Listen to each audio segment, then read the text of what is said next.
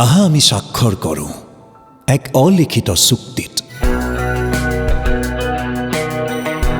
আৰু আজিৰ পৰা দুয়োৰে অচিনাকি হওঁ।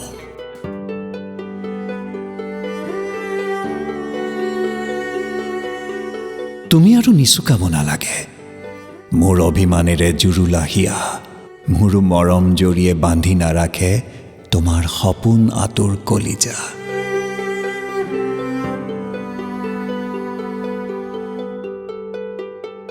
আজিৰ পৰা মুক্ত তুমি ময়ো পৰস্পৰৰ প্ৰতিটো প্ৰেমৰ আবদাৰৰ পৰা।